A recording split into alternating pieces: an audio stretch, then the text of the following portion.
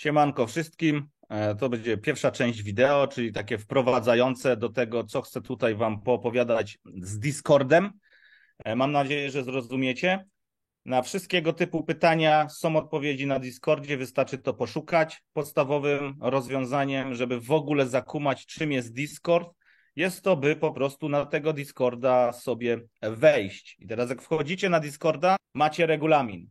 To jest pierwsza rzecz do zaakceptowania. Jeżeli jesteś nowy na Discordzie, musisz zaakceptować regulamin. Pamiętajcie, że tutaj trzeba scrollować do góry, no bo tak to jest zbudowane i trzeba kliknąć na bocie. To jest bot. HSH bot. Tu trzeba kliknąć i zaakceptować regulamin, żeby dostać rolę. I z tym widzę, że macie wyzwania, bo mówicie, nie widzę kanału, nie widzę.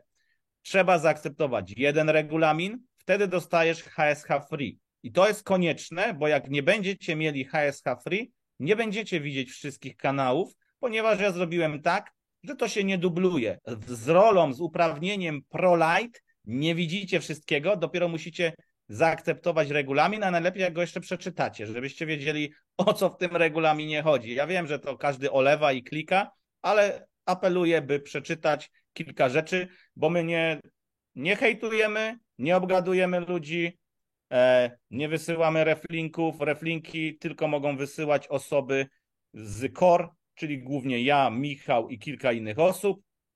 To jest niedopuszczone. Poza tym jest bot, który tego pilnuje, choć różnie to jest. Jeżeli ktoś chce zrobić jakiś deal, powinien pisać do administracji, dogadać to z administracją. To jest punkt pierwszy. Później macie tutaj, tu nas znajdziesz, no to są kanały, to można zaobserwować. Krok pierwszy, zresztą zobaczcie, macie regulamin, macie krok pierwszy. I tutaj wszystko jest rozpisane, jest captcha. Ja wiem, że ona jest upierdliwa i z tym trzeba uważać. Plus, jeżeli robicie captchę, musicie bardzo uważać na to, by nie kliknąć żadnej reklamy. Tak jak zauważyliście, tam są reklamy z Google'a, tak samo na moim blogu są reklamy z Google'a. Ja nie wiem, co się tam wyświetla. Jeśli oglądacie sobie, nie wiem, zabawki dla dzieci czy coś, to będą wam się wyświetlać zabawki. Jeżeli oglądacie Thermomixy, to będą wam się wyświetlać Thermomixy, a jeżeli oglądacie coś innego, to będzie się wyświetlać wam coś innego. Tak działa targetowanie Google'a i tak to też jest na mojej stronie, bo ostatnio ktoś mi pisał, że kupił dostęp, a nie ma dostępu, tylko mu jakieś SMS-y przychodzą. No po prostu kupił jakąś reklamę. Trzeba na to zwracać uwagę. Wiem, że może to jest trochę zaspamowany ten blog, ale mi te reklamy pomagają przynajmniej zarobić na opłacenie hostingu. Ale jak mogę dostać za to, że tam są reklamy, przynajmniej na opłacenie hostingu czy opłacenie sobie domeny, to mam zamiar to robić, przynajmniej ten blog finansuje się sam. Więc też powinniście mnie tutaj z tego punktu zrozumieć.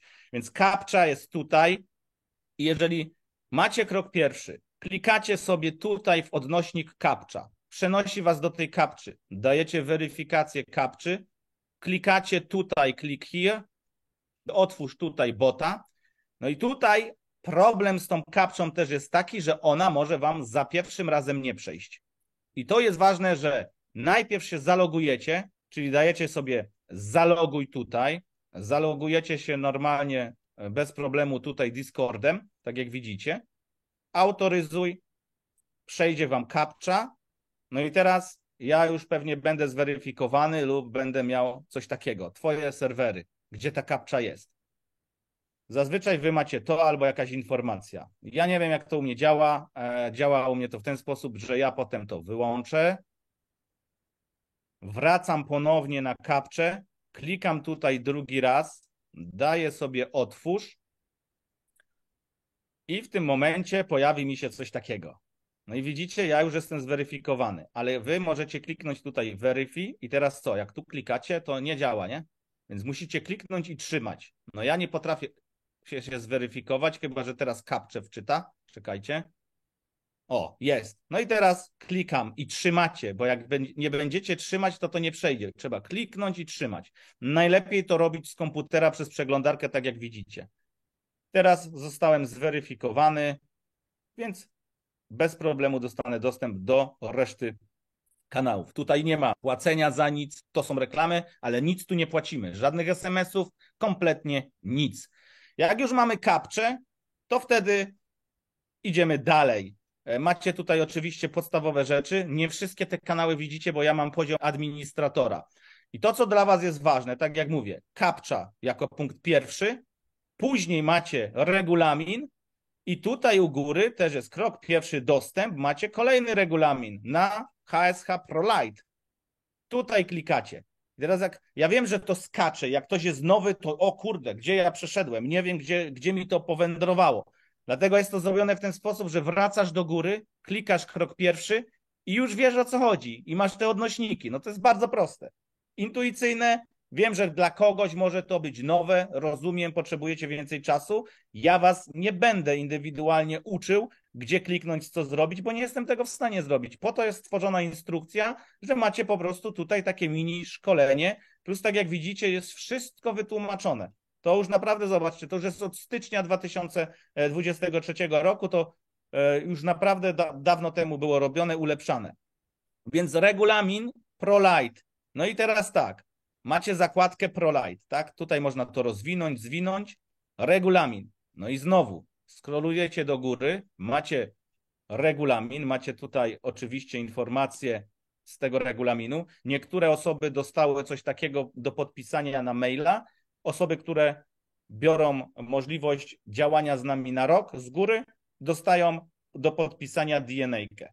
To jest po prostu o poufności, o ostrzeżenie o ryzyku, o tym wszystkim. Ja traktuję to jako biznes, traktuję to poważnie, traktuję ludzi poważnie i mam nadzieję, że wy też to będziecie traktować poważnie. Nowe osoby nie muszą tego robić, bo mogą tu wejść na miesiąc, plus te osoby, które wchodzą tylko na miesiąc, logiczne, nie mają dostępu do wszystkiego. Więc jest ProLite, jest ProLite Plus i jest grupa Pro. Powiedzmy, są 3 takie poziomy. Jeśli ktoś się chce dostać do Pro, musimy się umówić na randkę, musimy przegadać temat, najlepiej się dzwonić, poznać, lub musimy czuć między sobą jakąś pozytywną energię, bo ja tam nie będę wpuszczał randomowych, przypadkowych osób i też myślę, że się nie obrazicie i to jest po prostu zrozumiałe. Plus część osób, które z nami są na przykład od kwietnia, czyli tak jak wystartowałem z grupą ProLite, ma możliwość upgrade'u na Pro Plus, na ProLite Plus, bo to dla mnie jest docenienie pewnych tych osób, że po prostu one są systematycznie razem z nami. Więc można coś takiego dogadać i wtedy też osoby mają troszkę więcej rzeczy, trochę więcej dostępu, więcej, jakby to powiedzieć, benefitów płynących z tego, przywilejów z grupy Pro. Ale żeby się dostać całkowicie do grupy Pro, no to trzeba też temat trochę bardziej przegadać.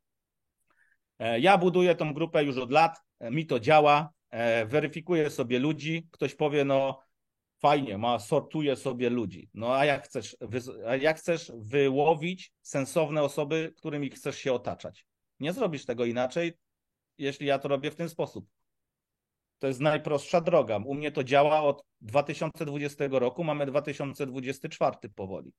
I ja się będę tej reguły trzymać. Tutaj macie regulamin ProLite, klikacie tutaj w nasze logo i dostajecie po prostu rangę regulamin. I teraz jak to zrobić? Klikacie i tak jest odkliknięte, tak jest kliknięte.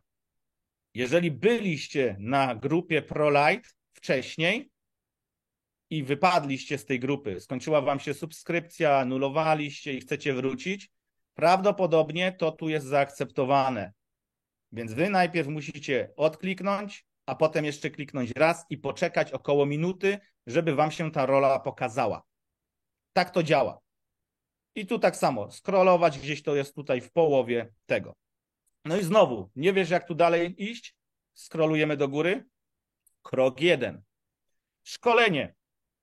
Odbierz szkolenie. Klikasz tutaj, no i macie odbierz rolę. I dokładnie to samo. Teraz zobaczcie, ja szkolenie pewnie tu widzę, bo tak jak mówię, mam poziom administratora. Tutaj mam szkolenie, jak to rozwinę, to widzę. Ale klikasz odbierz rolę i masz powiadomienie removed, czyli została usunięta. I czasem może być tak, że ktoś mówi, no klikam, ale nie dostałem tej roli. No to jeszcze raz, klikasz i masz powiadomienie. Została rola dodana i wtedy tu będziesz mógł sobie to rozwinąć i zacząć przeglądać. I tak samo. Tu jest oczywiście odbierz dostęp, informacja o tym wspieraniu, jak uruchomić subskrypcję, wspieraj nas. Jak ktoś nie ma w ogóle dostępu, jest free, to klika tutaj, ma możliwość subskrypcji. Jest stara subskrypcja, to zostanie usunięte. Osoby, które zostały na tej subskrypcji, prawdopodobnie część osób zostanie, część osób będę próbować przejść tutaj na płacenie krypto. I teraz tak, jeżeli są osoby, które są z nami od samego początku, od kwietnia, wam zostaje ta cena, którą wy macie. Nie musicie się bać, że anulujecie, to przejdziecie na krypto i tam się zmieni. Wtedy ja wam tą samą cenę przypisuję, ale wy płacicie w krypto. Dlaczego? Z prostego przykładu, z prostego powodu, mi generuje to ogromne koszta. Raz, provider tych płatności bierze między 10 a 15%. Dwa, do ceny dochodzi VAT, 23% w Polsce. I teraz do tej waszej kwoty, którą wy płacicie, ja powinienem jako przedsiębiorca doliczyć ten VAT. Ale nie przewidziałem tego, że tak się wydarzy, więc ja wolę wystawić wam rachunek w krypto, to jest w formie darowizny, donate'u i zapłacić od tego 19% podatku. Lepiej? Lepiej, tak? Więc sami kumacie, dlaczego ja robię to w ten, a nie inny sposób, więc chcę, żebyście mi po prostu pomogli to zniwelować, bo tych faktur miesięcznie generuje się tam między 100, 150, a nawet 200, a w pierwszym miesiącu, jak uruchomiłem grupę ProLife, wygenerowało się 350 faktur. Potem tam są jeszcze błędy. Nie chcę wchodzić w szczegóły, ale po prostu chcę was poprosić, żebyśmy przeszli na krypto, bo to jest zarówno wygodne pewnie i dla was, i dla mnie. Wiem, że tu trzeba pamiętać o subskrypcji, bo tu jak wy teraz uruchomicie sobie subskrypcję to, czy ja wam to dam, uruchomię, to raz w miesiącu odezwie się do was bot. 2 dni przed zakończeniem subskrypcji napiszę do was bocik, tutaj jest taki kolega, support akurat, ale w prywatnych wiadomościach mam bota i on was poinformuje, że za 2 dni kończy się wasza subskrypcja. Jeżeli chcesz zachować subskrypcję, to wygeneruj sobie rachunek i go opłać. Elegancko to działa, znalazłem to ostatnio, walczyłem, musiałem wykupić dostęp oczywiście, bo to wszystko jest płatne. Więc taka w sumie prośba do was, kto by chciał przejść, to żeby po prostu do końca roku ja bym zszedł mniej więcej przynajmniej z większości tych osób, które płacą kartą. Dlatego ceny dziś za płatność kartą będą takie, które zostaną po nowym roku, bo ja nie chcę całkowicie zabierać tej opcji, nie mam z tym problemu. Mówię, mi jest wygodnie po prostu przejść na krypto, ale tak jak mówiłem, cena za ProLite będzie $62 po nowym roku. O, i tak jak widzicie, $62 jest ProLite i to już tak zostanie i 75,50 jest ProLite Plus, tu jest możliwość upgrade'u. Niektórym osobom ten upgrade zaoferuje taniej, ale to będą osoby, które są po prostu z nami dłużej. Tu ktoś jak wchodzi, może sobie z tego skorzystać i zobaczyć. Jeśli chodzi o płatność krypto, to jest bardzo proste. Na ten moment macie coś takiego, że pojawia się rachunek i to jest wysokość 48,50. Po nowym roku też się to troszkę zmieni, ale zobaczymy jeszcze. Na razie chcę tak zostawić, że to jest w sumie ta sama subskrypcja, co była wcześniej. Moim zdaniem jest to uczciwa cena, zresztą osoby, które tu weszły, sami zobaczą, że ciężko zdobyć dostęp do tego typu grupy, do takiego podejścia, do tak, jakby to powiedzieć, dorosłych ludzi, bo większość tych wszystkich grup to jest banda dzieciaków, dzieciarnia, a ja chcę stworzyć grupę, gdzie będą dorośli ludzie, dlatego to jest zrobione w ten sposób, że mamy free, ja tam nie wiem, kto jest, a jeżeli ktoś jest na ProLite, chciałbym znać twoje imię, widzieć, jaki masz awatar, troszkę cię zacząć kojarzyć. Fajnie, jeśli byśmy się posługiwali zarówno imieniem i nazwiskiem. Szanuję, że ktoś nie chce być rozpoznawany z imienia i nazwiska i chce zachować prywatność, ale wy też uszanujcie mnie i moją grupę. Wam tu nikt krzywdy na tej grupie nie zrobi, bo tak jak mówię, hejterzy, jacyś dziwni ludzie raczej tutaj się nie dostaną i nie wejdą, plus ja selekcjonuję nawet ludzi, żeby wchodzili tutaj na ProLite, bo chcę mieć spokój na grupie, działać sobie spokojnie, robimy bardzo dobrą robotę, każdy, kto z nami jest przynajmniej parę miesięcy, wie, że jak tu jest i jak to my działamy. I znowu, krok pierwszy, support, to jest znakomite narzędzie do robienia ticketów, klikacie tutaj, otwieracie ticket i piszecie wtedy do supportu. Piszecie zarówno do mnie i do Lora na ten moment i to albo przejmuje ticket Loro, albo przejmuję ja. Loro głównie zajmuje się tam tymi nodami, innymi technicznymi sprawami. Ja ogarniam, jak są jakieś problemy typu właśnie z płatnością, tego typu i to się otwiera taki osobny kanał, tak jak tu widzicie. Niektóre kanały są tutaj o zgłoszenia otwarte, to jest akurat jeszcze do ogarnięcia. No i teraz to jest ten krok pierwszy tutaj. Przechodzimy niżej, no i oczywiście kolejna rzecz. Tutaj macie nody. Jedni to widzą, niektórzy nie widzą. Co zrobić, żeby to znikło? Klikasz prawym myszy, oznacz jako przeczytane.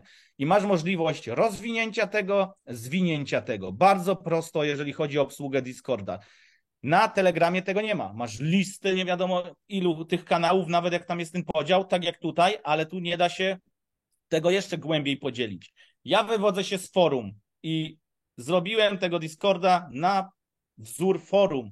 Mi się bardzo fajnie to używa i najlepsze jest to, że tu nikomu nikt nie narzuca. Ty musisz zadbać oczywiście o to, by pewne rzeczy sprawdzić, więc fajnie się tu po prostu wbić na Discorda, potraktować to jako miejsce do pracy i przejrzeć, czy tak jak teraz tutaj w tych rozmowach, bo jak ja to wyczyściłem, oznacz wszystko, a tam coś zostało napisane, a mam to zwinięte, to mi tutaj wyskakuje powiadomienie, że coś tam się dzieje. Fajne? No fajne, dla mnie zajebiste, bo ja po prostu to kontroluję i widzę, że tam coś się zadziało. To samo mogę zrobić z supportem. Mam 3 tikety otwarte, klikam oznacz wszystko, cyk, one znikają. Bot, hodl bot, oznacz wszystko, cyk, szkolenie, nic nowego nie ma, wszystko przerobione, się to zwija. Free, zobaczcie, zwijamy, macie tylko te miejsca, gdzie tu ktoś pisze i nic się tutaj, gdzie indziej nic nie dzieje. Mogę to odznaczyć, cyk, nie ma. I teraz jak zwiniecie sobie wszystko po kolei, to ten Discord staje się o wiele mniejszy. Tak jak widzicie, ekosystemy, ekosystem, cyk, tu tylko coś jest pisane i wtedy widzę, że tu coś się działo. I tak jak widzicie, Lego, whisky, cyk, rozwijam, sprawdzam, zwijam. Trzeba się nauczyć obsługi tego wszystkiego, żeby po prostu zrozumieć, jak to działa. Warto to nauczyć się jeszcze teraz, zanim zaczęła się hossa. Było na to naprawdę dużo czasu. Plus ja rozumiem, że wchodzą nowe osoby, nie miały styczności właśnie z Discordem, dlatego robię takie krótkie szkolenie dla was, żeby mógł to zobaczyć każdy, bo ja prywatnie nie jestem w stanie wszystkim odpowiadać na wiadomości prywatne, no bo jak z każdym mam się zdzwaniać i tłumaczyć ci, jak używać Discorda. Przecież to jest twoja idea, twój problem. Ty to powinieneś zrobić. Ty powinieneś wiedzieć, jak używać rower, który chcesz kupić i którym chcesz zacząć jeździć. Ja ci oczywiście dam instrukcję. Tu nie ma żadnego problemu z tym. I tak można sobie to skrócić. Zobaczcie. I tu już nie ma tyle tych kanałów. Ja wiem, że tego jest dużo, ale to teraz jest mało, tak? Jest spoko, jak dla mnie. I teraz, co was interesuje? Interesuje was HSH ProLite. Zobaczcie, jak wam to zmniejszyłem. Wyrzuciłem parę rzeczy stąd, przerzuciłem je do Pro, bo zarówno ProLite i Pro, one po części te grupy już są zintegrowane razem. Więc część tych rzeczy tutaj będzie. Także musicie po prostu się nauczyć, aby z tego korzystać. I teraz chcieliście, abym dał wam ProLite do góry. Czyli ściągamy, ja sobie tu ściągnę na dół. I free daje na sam dół, Pro daje do góry, a ProLite będzie zaraz pod nim. Także w ten sposób możemy to tutaj rozegrać. Cyk, widzicie? Mamy Pro, ProLite i Free. Tak jak mówię, tutaj za dużo się nie dzieje. Ja nie wiem, jak to działa, ale jak zobaczycie na nasz kanał, nie widzę tutaj statystyki na ten moment. Mamy 2000 członków, a tak naprawdę aktywni są tylko ci, którzy opłacili subskrypcję. Widzicie, jak to działa. Jeżeli ktoś ma za darmo, darmowa wiedza nie działa. Nie widzę, żeby tam było za dużo aktywnych osób. Nie wiem, 3-4 osoby na 2000? Śmiech. Nie mam zamiaru aż tak się angażować właśnie w to. Jeżeli ktoś chce mieć za darmo, to może zostać na sobie na Telegramie, ale moim zdaniem i tak tutaj dużo rzeczy się więcej lepszych dzieje. Tak się rozwija i zwija te zakładki. Teraz przechodzicie sobie do ProLite'a, no i znowu macie krok pierwszy Pro. Tu macie krok pierwszy Free, dostęp do Discorda, a tu macie krok pierwszy Pro. No i też scrollujecie do góry. Ja wam tu dałem. Kto nie widzi jakiegoś kanału, CAPTCHA, regulamin 1, krok pierwszy. Podstawowe zadanie, jak wchodzisz gdziekolwiek. Scrollujesz do góry i teraz co tutaj mamy? Regułkę to samo, CAPTCHA, regulaminy, jeden i drugi. Tu macie free, macie tutaj pro i tu macie listę. Tu jeszcze pewne rzeczy dodam. Na razie zrobiłem taką listę, ale dodam pewne rzeczy. Na pierwszym miejscu szkolenie, bo chcę, żebyście je przerobili. Zarówno osoby, które są nowe, jak i te, które po prostu tu przyszły. Do szkolenia jeszcze parę rzeczy mam zamiar dorzucić. Pojawi się też wątek tradingowy. Jestem w trakcie przygotowywania tego. Dlaczego wybrałem formę pisemną? Dlatego, że przeczytasz regułkę, pomyślisz, ewentualnie poszukasz sobie film, plus ja tam jakieś filmy podpiąłem i kumasz, o co chodzi. Moim zdaniem szkolenia wideo, które trwają minimum godzinę i oglądasz godzinny film, żeby wyjąć z niego 3 rzeczy, jest stratą czasu. Lepiej jest, że ktoś ci powie wprost, zwróć tu i tu na to uwagę i po co masz oglądać godzinne wideo. Więc ja to lubię, ja tak to traktuję i sami widzicie, że ja dużo piszę rzeczy właśnie w formie pisemnej, ewentualnie do tego nagrywam wideo, jeśli czuję taką potrzebę. I teraz tak, pierwszy kanał, przedstaw się. Elon, witamy się, przedstaw się. Chciałbym, aby każda osoba bez wyjątku przedstawiła się i napisała coś o sobie. Możecie tutaj przeczytać historię pewnych osób. Tak jak widzicie, niektórzy byli z nami pro, tu już jest zwykła, light, odpadła, mimo że była w kwietniu. Ja rozumiem, przychodzą, odchodzą, ale sporo osób zostało, więc jestem z tego mega dumny, że po prostu działacie. Także możecie poczytać, jakie osoby do nas trafiają, czego oczekują. No i po części jest to taką historią, obietnicą złożoną samemu sobie, co ty chcesz sobie polepszyć. I tak jak mówię, jeżeli jesteś w stanie dotrzymać słowa sobie, to dopiero później możesz zacząć chcieć dotrzymywać słowa komuś innemu. Ja potrafię dotrzymać słowa sobie i potrafię dotrzymać słowa ludziom. I tak jak mówię, że ja w 2020 roku powiedziałem na koniec, chcę podziałać w krypto jeszcze 5 lat, no to zbliżamy się do ostatniego roku, tak? 2 lata jeszcze, tak? 2021, 2, 3, 4, 5. Dlaczego tak powiedziałem? Bo ja nie wiem, co będzie po 2025 roku, nie wiem, jak będą się zachowywać hossy, nie wiem, czy mi się będzie w ogóle jeszcze chciało to wszystko tutaj robić. Na pewno, może nie mówię, że na pewno, ale spodziewam się, iż grupa nie zostanie całkowicie zamknięta, czy coś w tym stylu, ponieważ chciałbym zebrać sensownych ludzi, z którymi możemy robić sensowne rzeczy. Po części takie historie tutaj są mi w stanie powiedzieć coś więcej o was. Jeżeli wstydzicie się napisać otwarcie, fajnie, jeśli napisalibyście mi prywatną wiadomość, żebym was poznał, bo tak jak wy napisaliście do mnie, Marek, czy mogę dołączyć do grupy? Ja wam wysyłam taką regułkę. Czy masz jakieś doświadczenie, czy straciłeś, czy współpracowałeś z jaką grupą, jak oceniasz swoje doświadczenie i jak wygląda twoja historia w kryptowalutach.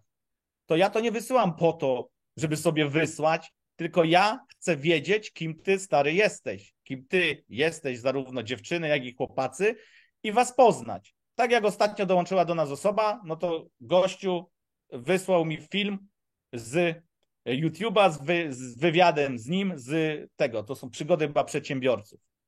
Nie pamiętam jeszcze imienia, przepraszam, nadrobię, bo nie jestem w stanie też spamiętać. I po prostu kumam, z kim mam do czynienia. Jestem w stanie się po prostu zapoznać. Także to jest też taki dla mnie bardzo ważny i istotny krok. I tu macie Elon, witamy, tak? I znowu możecie iść. Krok pierwszy. Macie HSH Info. I tutaj macie już ProLight. Macie informację ProLight. Klikacie tu i tak widzicie, też was tu przeniesie. Możecie to sobie też po kolei wszystko przeklikać, ale was tu bez problemu przeniesie. Tutaj znajdują się najważniejsze informacje, czyli są jakieś tipy, są jakieś zmiany, to ja tu wszystko informuję. Tak jak widzicie, jest informacja o Zoomie. Tutaj wszystko jest dodawane, jeżeli coś gdzieś zmieniam, jeżeli coś robię. Głównie informacje dodaję ja. Są informacje różne, różniste, po prostu czasem są, tak jak widzicie, odnośniki właśnie do ogłoszenia krypto. Klikasz ogłoszenie krypto, kupili czy czekają. Widzicie, są różne rzeczy, różne realizacje się tutaj pojawiają, więc to też warto po prostu mieć na uwadze. Ten kanał informacje. I tu myślę, że bardzo dobrym sposobem jest to, co powiedział Laki, czyli dodanie sobie powiadomienia. Jak to zrobić? Klikacie tutaj, klikacie w te koło zębate i tu pewnie są gdzieś powiadomienia. Nie, ja tutaj nie widzę, więc może prawym myszy. I tu jest wycisz kanał, ustawienia powiadomień. I zobaczcie, użyj domyślnych dla tej kategorii. Wszystkie wiadomości. To są domyślne. Można sobie tutaj ustawić, jeżeli ktoś nie chce, można sobie wyciszyć. Ja bym nie wyciszał, bo na dzień dzisiejszy wy się musicie oswoić z tym wszystkim i zobaczyć, co się tutaj na tym Discordzie dzieje. I teraz kolejna rzecz, jeżeli nie widzicie jakichś kanałów, wchodzicie tutaj w ustawienia u góry i jest coś takiego jak pokaż wszystkie kanały. Na komórce to samo. Wchodzicie na komórce u góry, rozwijacie te tutaj menu i macie coś takiego, pokaż wszystkie kanały. Teraz sam ja jak kliknę, zobaczcie, zmienia się tam pod tym, tak? Coś znika, coś się pojawia. No bo po prostu ja nie wszystkie mam oznaczone. Dodatkowo jest na samej górze coś takiego, przegląd kanałów, więc tu można sobie manualnie to klikać. Zobaczcie, RoboForex. No ja bym to musiał wszystko manualnie klikać, ale to są wszystkie kanały. Klikasz tutaj, pokaż wszystkie i masz je pokazane wszystkie bez odhaczania pojedynczo. Kolejny taki tip. No i teraz z powrotem. HSH Pro Lite, krok pierwszy. Co tutaj mamy? Czat. Czat jak czat, czyli tutaj rozmawiamy. Mam pytanie pro. Tu, jeżeli ktoś ma jakieś konkretne pytanie, istotne, chciałby zadać, gdzie nie ma odpowiedzi na przykład na czacie. Ogólnie możecie śmiało zadawać pytania na czacie, bo tam wam prędzej ktoś odpowie. Zazwyczaj tu, jak jest mam pytanie pro, odpowiadam ja, ewentualnie ktoś właśnie z grupy, kto ma jakieś większe pojęcie. No ale klikacie tutaj i macie mam pytanie pro. I to jest zarówno do pro, jak i pro lite. Ja złączyłem to, bo były dwa kanały, niepotrzebne nam są już dwa, bo po części złączyłem te grupy, więc po prostu tutaj są jakieś pytania. Jest historia, można sobie zobaczyć, o czym tu były rozmowy, bo może takie pytanie gdzieś się pojawiło. Były pytania o portfel blok i ja tutaj widzicie, jak rozwiązać problem, że on się nie aktualizuje. I tego typu rzeczy po prostu tutaj są rozwiązywane. Na czacie jest dyskusja, rozmawiamy na różne tematy, czyli działa to tak jak Telegram, jak każdy czat, jak Messenger. Live Pro Lite. Tutaj znajdują się wszystkie live'y dotyczące właśnie, jeśli chodzi o Pro Lite'a. Tutaj jest cała historia live'ów, które mieliśmy. Ostatni niedzielny live. Macie do tego dostęp, możecie sobie zobaczyć, o czym rozmawialiśmy tydzień temu.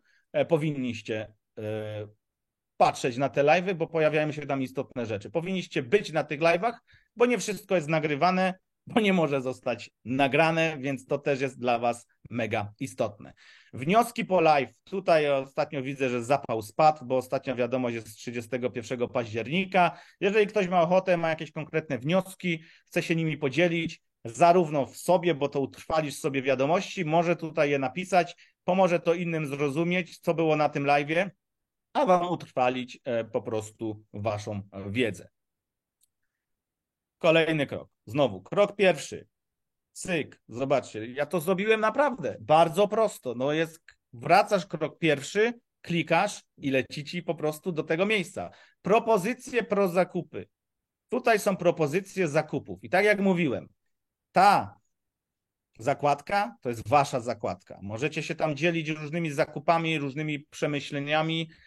To są propozycje. Możecie proponować. Nie mam z tym najmniejszego problemu. Dodałem tutaj w ogóle możliwość dodawania wątków. U góry tutaj macie wątki.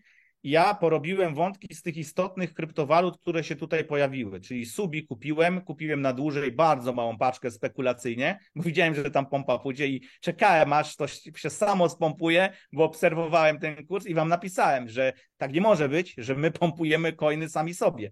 Tylko musimy znaleźć takie gemy, gdzie wrzucimy order, nam to skupi, a potem niech się dzieje co chce. I tak było kupowanie na tej Xbicie między innymi Kaspy i innych rzeczy.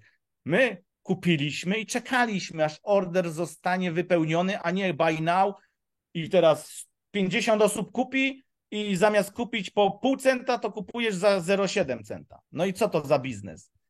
I za chwilę znów jest ta cena z powrotem za pół centa, tak? Ja nie robię takich rzeczy, nie jestem grupą sygnałową, nie mam zamiaru tutaj pompować tych tokenów. Plus, oczywiście, sporo tych tokenów bangla sobie już gdzieś tam po Twitterze. I też trzeba zwrócić uwagę, jak grzeją te tokeny na tym Twitterze, bo jeżeli macie codziennie tweeta, że jest zajebiście, ten rośniemy, tak jak tutaj z tą pompą też wam zaraz pokażę, no to ja tego nie kupuję. To nie jest dla mnie. Ton jest przykładem, który ja kupiłem. Zobaczcie tutaj. Tutaj jest mój zakup. Tu, po $1,80 na samym początku coś tam kupiłem. Ustawiłem ordery, zostało skupione, potem był zysk, był spadek, potem gdzieś tutaj dokupowałem, no i dzisiaj jesteśmy gdzieś tam na 2,30. Dlaczego ja takie coś rzucam? Żebyście wiedzieli, za ile ja kupiłem, za ile ewentualnie dokupiłem i za ile będę sprzedawać. Bo jeżeli pojawi się realizacja zysków, to też tego typu grafiki będę tworzyć. Macie też tutaj coś takiego i to już nie trzeba tego pisać ręcznie, ale chciałbym, żeby osoby, które wrzucają jakieś propozycje, właśnie robiły w ten sposób. Tu macie przykład, jak to powinno wyglądać. Aktualna cena, po której to wrzucacie i screen tej ceny, żeby było widać, po ile to kosztuje i co to jest. Jeżeli jest to na CoinGecko, to możecie wkleić tego typu screena i wtedy widzimy, że cena jest taka, że kapitalizacja ma tam, no właśnie, tyle, 24 godziny wolumen i to wszystko. Maksymalne zasoby, podaż nieskończona. Czyli macie już podstawowe informacje, które są, uwaga, tutaj w szkoleniu. Wow, w szkoleniu takie coś jest. No jest. Są narzędzia pod robienie researchu. Tutaj macie tak, zielone rzeczy są dostępne nawet dla free. No bo ja mówię, jestem dobry wujek, więc pewne rzeczy dałem też za darmo open, a pewne rzeczy nie są za darmo i dopiero jeżeli ktoś ma rangę Light Pro plus, to dostaje. No i teraz to jest za darmo, a reszta jest już płatne. Więc tutaj praktyka, strategie, jak zarabiać, też to w sumie mogło być za darmo wrzucone, ale zrobiłem to w taki, a nie inny sposób. Myślę, że też jest to uczciwe z mojej strony. Więc propozycje. Tutaj mamy czat. Tutaj może się dziać, możemy pisać, jasne, ale jeżeli któryś token zwróci naszą uwagę i faktycznie chcielibyśmy go kupić, czy nawet go obserwować, no to chciałbym, żeby znalazł się tutaj w wątkach. Ja wiem, że tych wątków może się pojawiać wiele, ale pewnie niektóre tokeny będą odpadać. Plus na przykład, jeżeli któryś z tych tokenów padnie do moich zakupów, czy gdzieś tam, to myślę, że można ten wątek usunąć, bo to już zostało przez nas rozegrane i skasować i stworzyć miejsce dla kolejnych, żeby nie było tego tak wiele. Teraz tego nie da się tu zwinąć, bo to jest aktywne przez jakiś czas, ale później tutaj nie będzie widać tych wątków. To widać, bo to będzie ważne 3 dni, po 3 dniach to zniknie. I teraz, żeby wrócić do tych wątków, to tu jest hashtag i są wątki. Jak tworzyć wątki? Wątki możecie tworzyć tutaj. Klikając tutaj jest utwórz wątek. Tak samo to działa z telefonu. Utwórz wątek, piszesz co to jest za wątek i chciałbym, żeby też było w nazwie tego wątku, tak jak ja to tutaj zrobiłem wcześniej, czyli nazwa tokena i cena jego. I teraz tutaj nie da się utworzyć tego wątku, jeżeli tego tu nie napiszecie, więc ja to tu skopiowałem, wkleiłem tutaj, Enter, poszedł wątek, mogę wtedy przejść sobie spokojnie do wątku i mam informację. Subi, no to tak jak mówię, tu wrzuciłem wam zakup, ale jeżeli chodzi o te wyższe wątki, tu mamy, wróćmy do tego tona, klikamy ton, no i co? I macie podstawowe informacje, czyli informacja była wrzucona przy 2,37, macie tutaj podgląd, o co chodzi, co to jest za token, podstawowy research, ja już nie mówię, żeby pisać jakieś historie, że tam Elon Musk pakuje się czy coś, ja nie wierzę w tego typu bzdury, wiecie o co chodzi, więc bądźmy poważni. Ja patrzę dużo rzeczy, jeżeli patrzę spekulacyjnie, a to dla mnie jest po części tego typu czat, patrzę tutaj i patrzę na cenę, gdzie jest wykres. Jeżeli wykres wygląda tak, dla mnie wygląda wzrostowo, bo Jesteśmy przy górnej bandzie. Jest duża szansa, że przejdziemy do góry. Oczywiście jak teraz Bitcoin się obstra zbroję, to lecimy w dół i to nieważne co. Tak jak wszystko rosło do góry, jeżeli Bitcoin pierdnie w dół, lecimy pochylnią w dół. I też to przeżyjecie. Mówię wam i to będzie za niedługo. Chyba że będziemy już tylko rosnąć, a nie wierzę, że tak będzie. Mamy ETI, mamy tutaj Atora. Zobaczcie, ja to tak zrobiłem.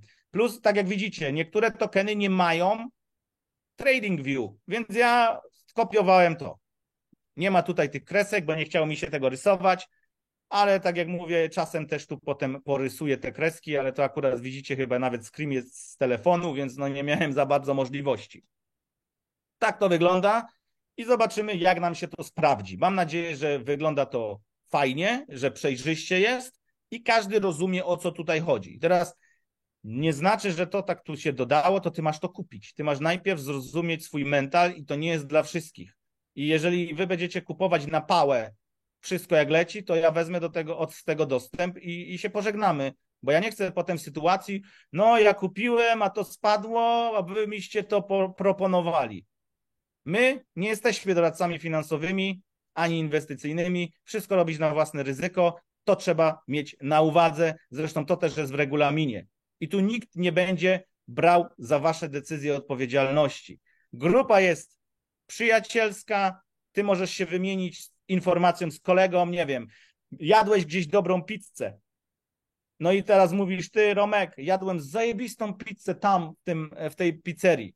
No fajnie, no pójdę spróbować. I teraz Romek idzie spróbować pizzę, zjadł tą pizzę, wraca do domu i się rozesrał po tej pizzy. I teraz co, ma mieć do ciebie pretensje, że on dostał sraki? Bo tam były złe produkty czy coś? Nie da się wszystkiego przewidzieć. Także bądźmy dorośli, traktujmy się poważnie i po prostu, tak jak mówię, my jesteśmy grupą, po części oczywiście w krypto, gdzie dzielimy się pewnymi informacjami, pewnymi rozwiązaniami. Tak jak widzicie, pojawiają się różnego typu biznesy. Mi też się zdarzało robić jakieś gówna. Wpłaciłem pieniądze, zwinęło się, straciło. Odeszłem od tego. Nie chcę takich rzeczy. Tylko że wiele rzeczy jest dla mnie bliźniaczych na rynku krypto. Farmy kryptowalut. Jest wiele osób, które potraciły pieniądze na farmach. To się nie różni niczym innym niż jakieś systemy Ponzi. Wpłacasz hajs i kto pierwszy, tym lepszy. Ja nie chcę, abyście robili wyścig szczurów na tym rynku. Nie po to produkuje się, kurwa, od 4 lat, żeby wbijać wam do głowy, że trzeba tu zachować spokój, podchodzić do wszystkiego racjonalnie i mieć przemyślany plan. Nie po to tu są potworzone strategie, żeby sobie to przeczytać, wybrać dla siebie, rozpisać na kartce i tego się trzymać. I teraz osoby, które to robią, mają wyniki. Osoby, które nie traktują tego poważnie, nie będą miały nigdy tych wyników. Ile jest takich osób, które na rynku są od 2017 roku i mało tego, nie zarobiły nic. Ja już tak rozmawiam ostatnio ze znajomymi, jak można być na rynku kryptowalut od 2017 roku i stracić w 2017 i przez te lata nie zarobić czy nie odrobić tej straty, wyciągając wnioski z tamtych błędów. Nie wiem, jak tak się da. Ja zarobiłem oczywiście na pierwszej hossie fartem. Na drugiej hossie to już nie był fart, bo to było już przemyślane, już też była grupa i działaliśmy wspólnie. No i teraz jest trzecia hossa gdzieś za rogiem i mam zamiar wyciągnąć z tego kolejne wnioski i zrobić wyniki. I wy możecie bazować części właśnie na tym, co my tutaj robimy. Teraz jest wiele szkoleń różnych w internecie, gdzie można kopiować ruchy, ktoś wam sprzeda, bo jest grupa sygnałowa i on wam będzie dawał sygnały za kup, sprzedaj, tutaj take profit. Ja to mogę robić. Ja nie muszę być traderem, ty nie musisz być traderem. Jeżeli znasz podstawy analizy technicznej, możesz sobie rysować tam słonie, nie wiem, pawiany, co chcesz i możesz powiedzieć, o, tu dojdzie, to sprzedasz, tu wsadź stop lossa, jak spadnie.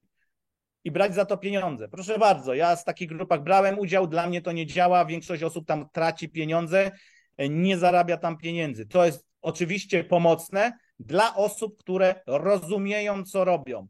Dla mnie tego typu rzeczy mogą być pomocą dydaktyczną, że ja na przykład tak jak czasem wchodzę na TradingView i tam są gotowe analizy techniczne. Po co ja mam rysować i się męczyć, jak zobaczę 4-5 takich analiz i teraz najlepsze jest to, jeden pisze, że rośnie, drugi pisze, że spada. No i teraz którą wybierasz?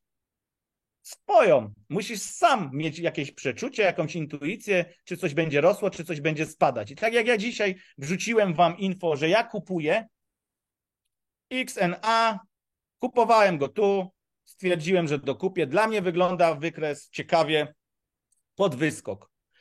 Mam takie czasami czy wyskoczy, nie wiem. Jeżeli będzie spadać, ja sobie dokupię jeszcze kolejną paczkę, bo mam siano na to, żeby kupić jeszcze jedną, bo ja wchodzę na 5 razy. Też już wam to powtarzałem nieraz. Miej zawsze coś hajsu w zanadrzu, nie pakuj wszystkiego w jeden pociąg. Ja wiem, że będzie ból tyłka, jeżeli cena ucieknie do góry. Ja tak miałem nie z Kaspą, tylko z DNX-em, czy z czymś. Cena mi uciekła. No i co? Ale ja pierwszą paczkę kupiłem taką, że ja sobie zobaczę, jeżeli DNX zrobi to samo co Kaspa, to też tam parę złotych z tego przytulę, bo ja rozłożyłem zakupy Kaspy po $200, po $500, po $1000 miałem rozłożone i złapało mi praktycznie wszystko, co chciałem.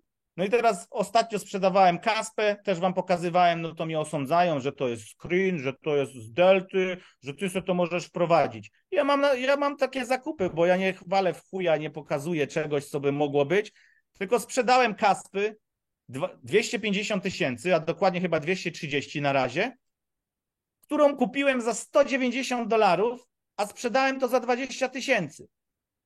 Da się? Da się. I teraz tego typu rzeczy, tego typu strzałów, tego typu szczęście, to jakoś ja mam co hossę. Bo na zeszłej hossie to sprzedałem z 7 takich projektów, które z $500 dało mi 50 000. I teraz jak to zrobisz? Jak to robić? No co jak? Trzeba robić i kupować. Teraz tak. Kupiłem 10 projektów po $200, wydałem 2000. 9 z tych projektów nie wypaliło, ale mam w nim Kaspę i Kaspa zapłaciła mi za wszystkie te projekty. Na dzisiaj. I jeszcze mam zapas, jeszcze mogę szaleć teraz i kupować te wszystkie tam, co wam pokażę, ten czat z gemami zaraz i z tymi degenami. Ale mi się nie chce. Ja szanuję swój czas, swoje pieniądze. Cierpliwością wygrasz tutaj najbardziej. A osoby, które wchodzą tu na nowo, są nowe, będą nagrzane. Kurwa. Tam to się aż piecze pod kopułą, ty musisz zacząć nad tym panować. To naprawdę mówię wam. Ja wiem, że teraz zobaczcie, nie wiem, czego się spodziewaliście, że co zobaczycie na tej grupie, ale jak ja powtarzam, że to nie jest grupa sygnałowa, to nie jest. Robimy pewne rzeczy, które mogą podpadać pod to, że dzielimy się pewnymi zakupami, ale to dalej nie jest grupa sygnałowa. Teraz jak ja piszę, że coś sprzedaję, to ja to faktycznie sprzedaję i zazwyczaj na fejsie, gdziekolwiek w social mediach hałasuję, jak ja coś sprzedaję. I ja mówię, i ktoś się mnie pyta, czy kupować Kaspę. Ja mówię, stary, ja sprzedaję. Ja mówię, jak chcesz, to szukaj deepa. I teraz jest ostatnio, tak jak napisałem też wiadomość w propozycjach, czuję, że Kaspa no tak skorekciła i może być troszkę do góry. No i napisałem wam, co ja czuję, tak? Ja wam piszę to, co ja czuję, a czy to się sprawdza, no to potem możemy to weryfikować. I tyle. Ty ufaj sobie, nie ufaj mi. Ufaj sobie, swoim przeczuciom. Kaspa wygląda wzrostowo. Rzućcie okiem. No i macie rzucić okiem i sobie przemyśleć, czy to jest dobry moment, żeby wejść w Kaspę, czy nie. Ja nie będę za was decydować. Kurwa, nikt nie będzie brał za to odpowiedzialności, nie? No chyba, że jesteś ułomny i twierdzisz, że jak coś zobaczyłeś w internecie i ty to kupisz, to ktoś cię oszukał. Zobaczymy tutaj teraz na Kaspę. Jak to wygląda po jakimś czasie. Czekajcie, tu jest Ether.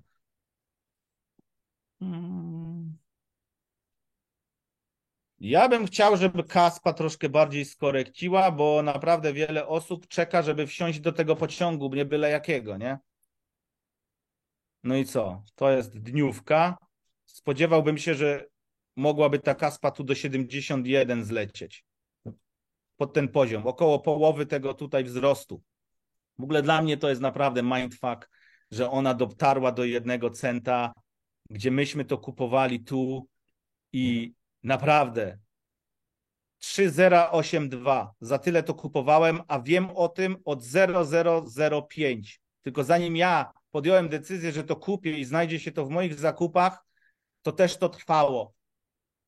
Bo ja szukam dobrych rzeczy, które chcę w moim portfelu. Dlatego propozycje są po części dla was, że wy możecie też testować swoje tutaj różne rzeczy.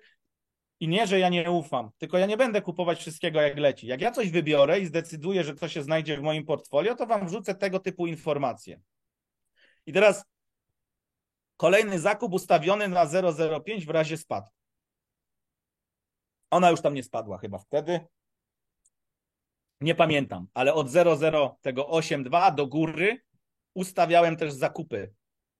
I tu jest kilka takich kresek i były tutaj zakupy. Kilka, ja zrobiłem w sumie chyba 7 tych zakupów i tak jak mówię, między 200, 500 i $1000 troszkę udało mi się tej kaspy skupić, a mam znajomych, którzy kupili 15 milionów kaspy, 30 milionów kaspy i dziś część z tego mają i jeden gość, który ma najwięcej, no to jest ten taki mój świr, który nie do końca słucha, ale wyjął wkład, no i ma ponad 2 bańki dolarów z 27 000. I to nie da się tego przewidzieć, nie da się tego złapać.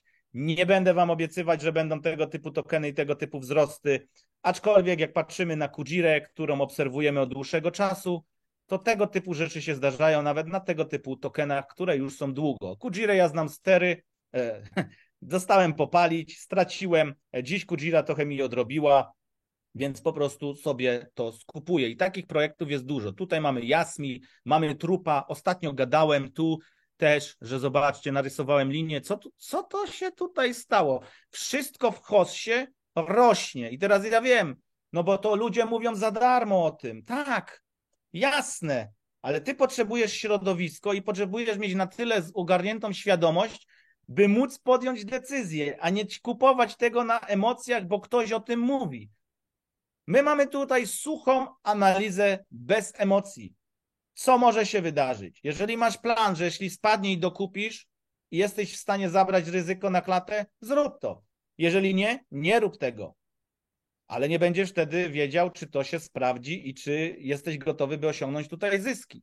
Tutaj rozkminialiśmy to, te linie rysowałem ostatnio, jest 35%. To nie jest dużo na krypto, ale Jasmi ja na przykład już nie kupuję, bo ja mam Moonbaga. Ja alarmowałem tutaj, że mam tu zrobionego Moonbaga. Tu zresztą wychodziłem i ja to mam za darmo. I teraz, jak tu był Moonbag i ja będę czekać, to ja czekam, aż ta cena wróci, a czy wróci w ogóle, to ja nie jestem w stanie tego powiedzieć. Mam Moonbaga, więc mam za darmo. Za ile to sprzedam, to jest mój czysty profit. I my tak rozgrywamy ostatnie 2 lata.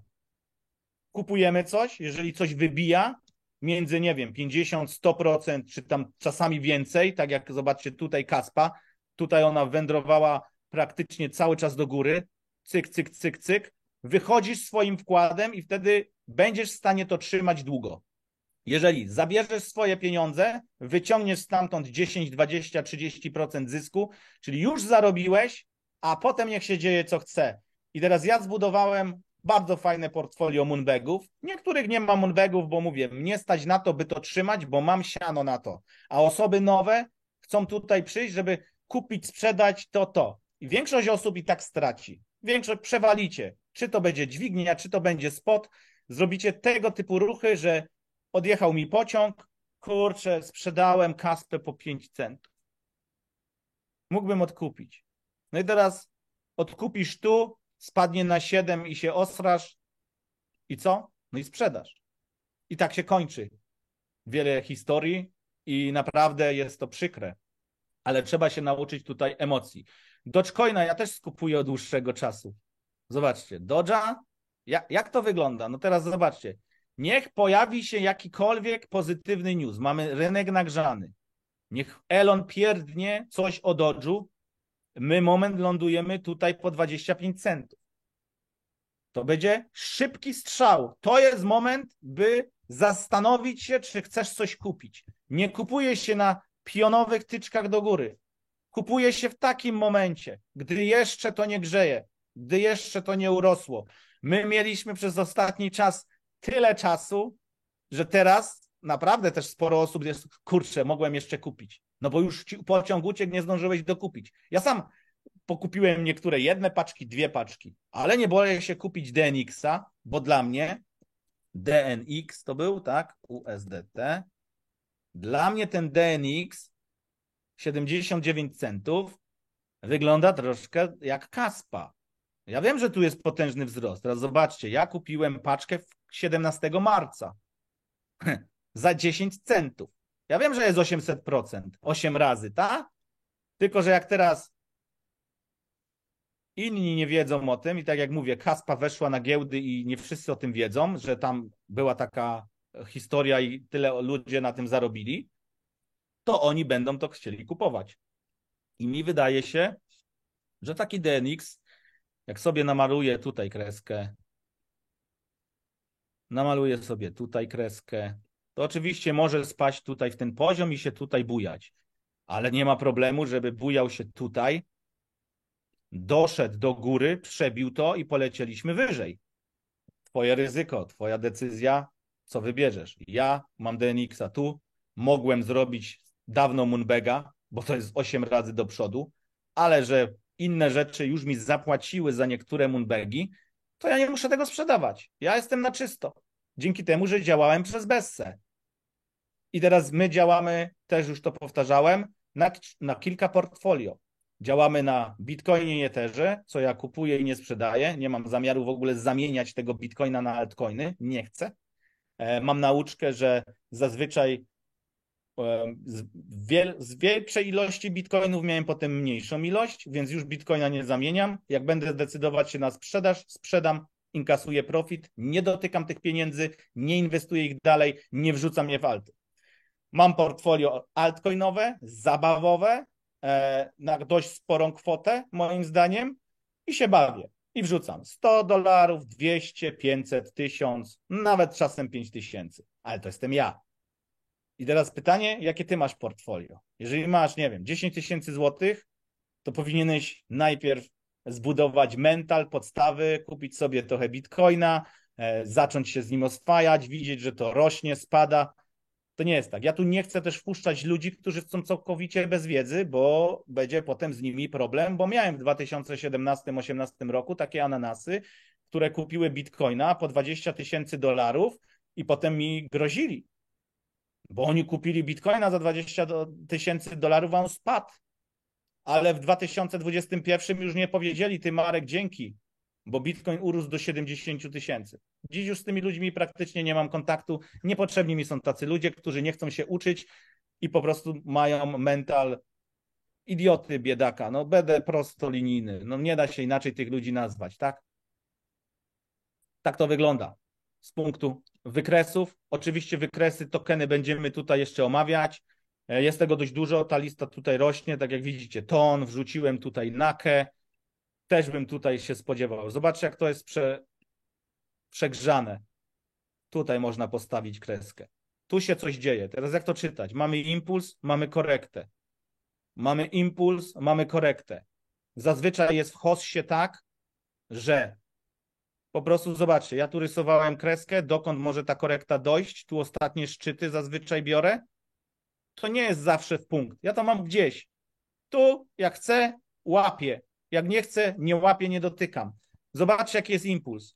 Tutaj jest bardzo duży impuls. Spodziewałbym się jakiejś małej korekty. Tylko w HOSS-ie zazwyczaj jest tak, że te korekty są bardzo małe, czyli tak 10-20% i jest do góry. I tak jest raz, drugi, trzeci, a potem jest gaszenie światła w dół. Tak jak niektóre widzieliście, krypto, które po prostu zdechły i spadły w dół. Też to trzeba mieć na uwadze. Warto poobserwować traderów, osoby, które tradują, ale nie żyć tymi emocjami, nie iść w to, nie dotykać dźwigni, ale zrozumieć to, w jaki sposób zachowują się wykresy. Przecież ja przez to wiem, przez to rozumiem po części to wszystko, bo ja tu sam tradowałem, ja sam traciłem pieniądze. Teraz zobaczcie, jesteśmy na ATH, ponad ATH. Możemy tutaj zrobić, tak jak mówię, zobaczcie, ile procent tu namarowałem. 22%. Jesteśmy prawie tutaj ostatnie ATH. Jakby było, no to by musiało to spaść 33%. I ja często robię tak, to się sprawdza u mnie. Nie wiem jak u was, ja robię tak, że jak ja kupuję pierwszą paczkę, na przykład, kurczę, już tak mnie rwie, żeby to kupić, no bo jak mi odjedzie ten pociąg, no to to the moon, Lambo zamawiam. Zawsze bierz pod uwagę, że będzie retest, spadek, korekta i ja kupuję, mówię, na kilka zakupów. Pierwszy zakup zazwyczaj taki większy, jeden. Pierwsza paczka. Potem, jak spada cena między 30-50%, dokupuję drugą. Nie zawsze. Czasami mi się nie chce, bo ta jedna paczka mi wystarcza. No i potem jest kolejny pociąg do góry. I w Hossie wygląda to właśnie w ten sposób, a w Bessie wygląda to w ten sposób, że cały czas lecimy w dół. Tutaj można było łapać, zobaczcie, czerwiec 2022, grudzień 2022. I wzrosty. W styczniu też tutaj śmiało można było między styczniem a czerwcem łapać. Dlatego ja grupę otworzyłem w kwietniu, bo chciałem po prostu ludzi przygotować do tego typu rzeczy. Mówię, kto przyszedł, kto słuchał, kto stosował, myślę, że jest zadowolony. Oczywiście pewnie odsetek ludzi nie zrobiła z tym kompletnie nic, ale ja na to już nie mogę mieć wpływu. TIA. Wyprzedaliśmy TIA, a czy wyprzedaliście? Ja nie wyprzedałem całej, bo odkupiłem część. Na takim sentymencie airdropy robią w taki sposób. Często jest korekta bardzo w dół, ale ta TIA była tak przegrzana, zresztą dużo jest argumentów pod to, by podtrzymać tą TIA, dodawał to PEP. To my nie robimy tych rzeczy sobie bez sensu. Wy musicie po prostu też podejmować sami decyzje. Ja część TIA będę trzymać, ja tu sprzedałem, mogłem, nie musiałem. Ja dostałem 4000 TIA, część tego wyprzedałem, część może teraz będę sprzedawać właśnie między tym $5, a jak nie, to i tak jestem w stanie to trzymać na hossce, bo zobaczymy, co to jest. To jest też coś nowego. Plus bardzo ludzie ją lubią, no bo dostali airdropa, więc kochają tego typu rzeczy. A jak już coś nie daje airdropa, to już jest znienawidzone, scam i w ogóle do piekła z tym, nie? To LMWR, fajna w sumie technologia AI, generuje tam obrazki, te co wrzucałem wam ostatnie obrazki, no to jest od tego. Tutaj kupiłem presale po 30 centów, czy 20 parę, nie pamiętam, no ale mówię, no jak kupiłem, no to już decyduję się to kupować systematycznie. No i tu włączyłem, co jakiś czas kupiłem na Bitpandzie i uśredniałem. Dziś to, co skupiłem na Bitpandzie, jakbym sprzedał, płaci mi za to i jeszcze na tym zarobię. Ale dla mnie to też jest dość ciekawy projekt. Do końca go nie rozumiem, ale tam jest AI, generowanie obrazków, różne tego typu rzeczy. Widać, że pracują. Jestem w stanie to zostawić. Ja tutaj wrzuciłem $200. Dla mnie 200, pach, co będzie, to będzie. Po prostu mówię, tak to traktuję. Memcoiny też mogą iść do góry, jakieś Pepe, nie Pepe, dziwne rzeczy, ale mówię, ja za bardzo nie jestem za tymi memami, no ale wiem, że to też grzeje rynek, nie? Cidus, to też gdzieś się tam przewija, no ja tego jeszcze nie kupowałem, ale zobaczcie, no tutaj rysujemy linię. Ktoś powie, kurwa, drogo, nie? No nie. Drogo się wydaje, jak to jest w ten sposób, bo jest linia do góry, jesteśmy pod ATH, ale ty czytaj dalszą historię. Przecież są ludzie, którzy kupowali to tu i się wyprzedawali, zwątpili, ale jest też dużo ludzi, którzy to tu trzymają. Jeżeli będziemy docierać gdzieś tutaj, pod poziom ten, to oczywiście pojawi się podaż, bo ludzie będą chcieli wyjść na zero i się tego pozbyć i sprzedać. Ale jest duża szansa, że stąd znajdziemy się gdzieś tutaj. Ale jest też duża szansa, że spadniemy o 50% w dół i znajdziemy się tutaj. Dlatego trzeba zakupy rozdzielać, nie ładować wszystkiego all-in. STX kupowałem, Matic na DOT, cyk. STX-a mam zamiar trzymać, jest to też mój jeden token na hossce, go stejkuję, dostaję bitcoiny. Podoba mi się, dostałem też go kiedyś w airdropie, bardzo fajnie to wygląda, nie zadziało się tu jeszcze tak aż super, tu można by do tego się po prostu odnieść, fajnie, ale moim zdaniem jest tu perspektywa większych wzrostów. Jak będzie, zobaczymy. Mam to i tak już za darmo. Agix, sztuczna inteligencja. Zobaczcie, ile tu było. Myśmy tu też ostatnio zarabiali na tych. Tu kupowaliśmy w 2022, tu sprzedawaliśmy, coś poszło w staking. Też jestem zdania. Zobaczcie, jak to wygląda. To jest Bessa. Góra, spadek, góra, spadek. A hossa ma do siebie to, że jest góra, spadek, góra, spadek, góra, spadek. Nie wiem ile razy, zobaczymy. Dla mnie sztuczna inteligencja też będzie grzała rynek, zarówno mam Agixa, jak i Feta. Tu też zobaczcie, co to tutaj się podziało. I dla mnie bardzo podobnie w ogóle wyglądają te dwa tokeny. Zobaczcie, widzicie to? Bessa, Hossa też. Kolejną kreskę można tu postawić na tych szczytach. Jak to przebijemy, jest duża szansa, że lecimy troszkę wyżej. Matic 88 centów, a ja sprzedałem po 50 parę, nie?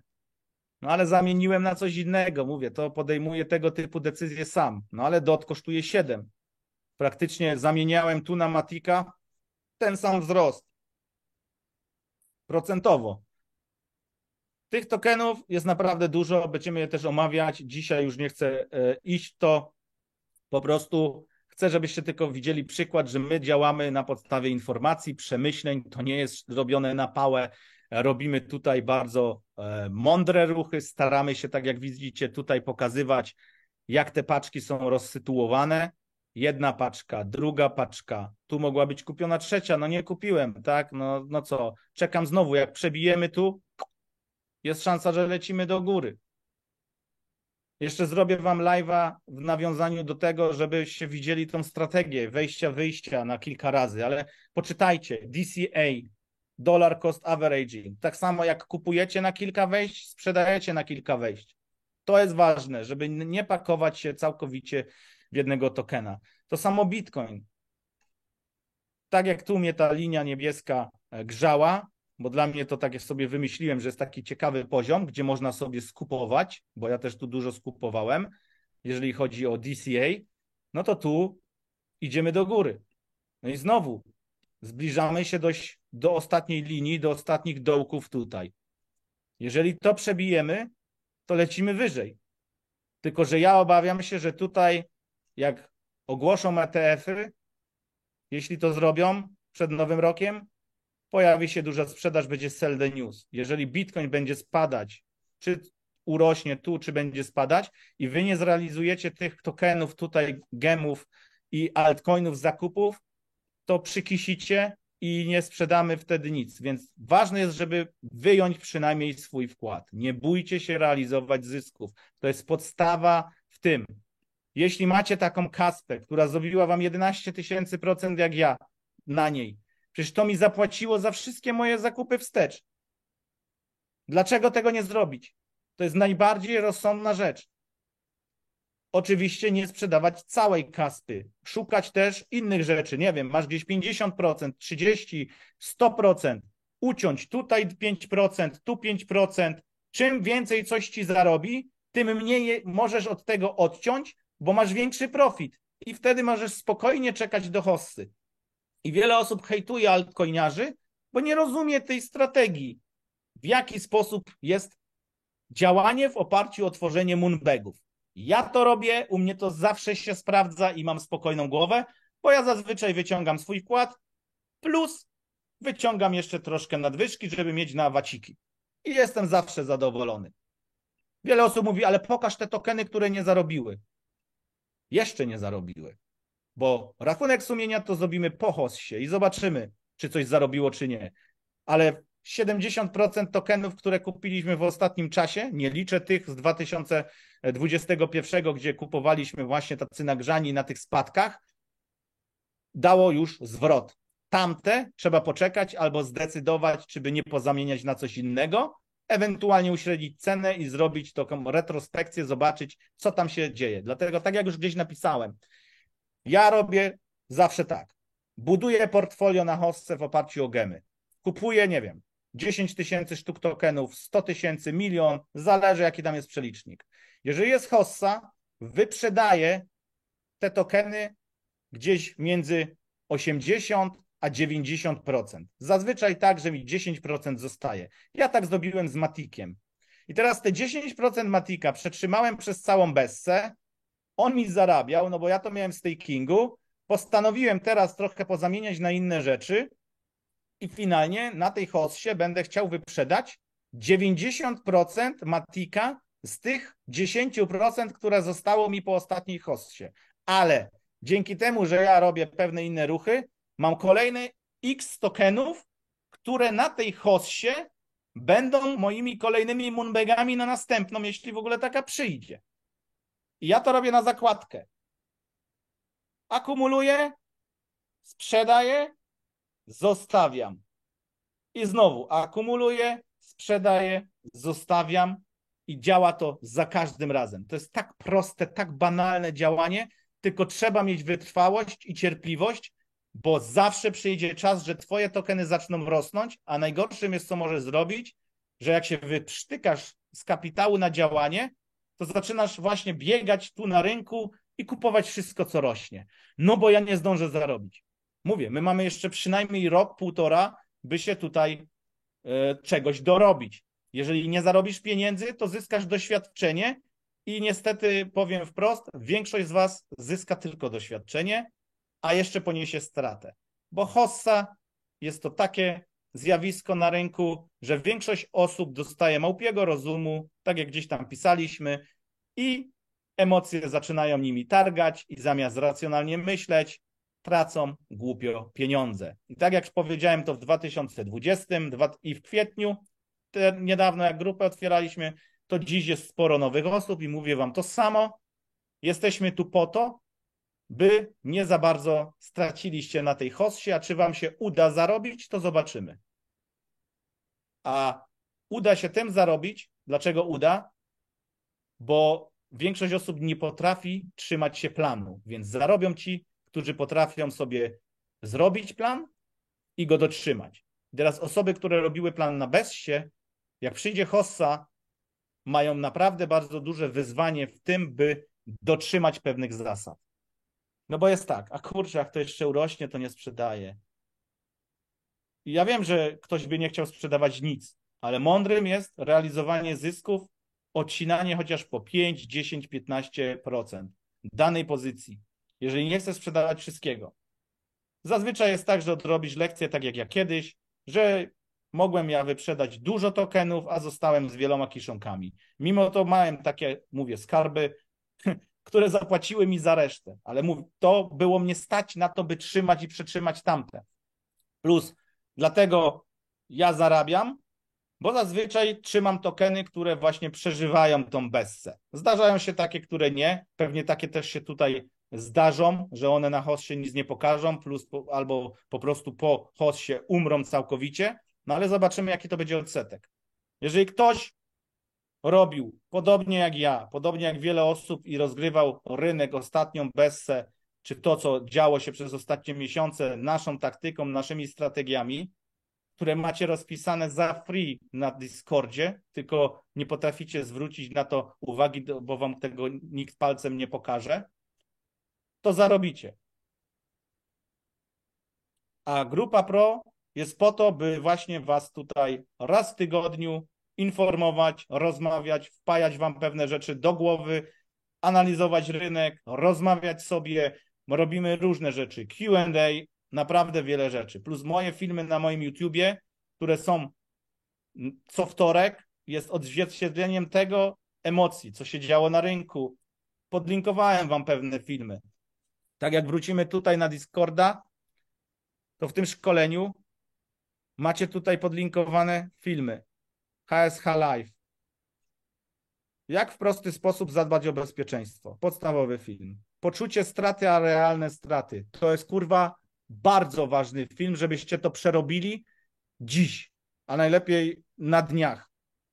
Bo to dopada każdego, który ma 1000% zysku i na przykład coś spada o 10-20% i ty już czujesz, że straciłeś. To tak nie działa. Ty dalej jesteś w zysku.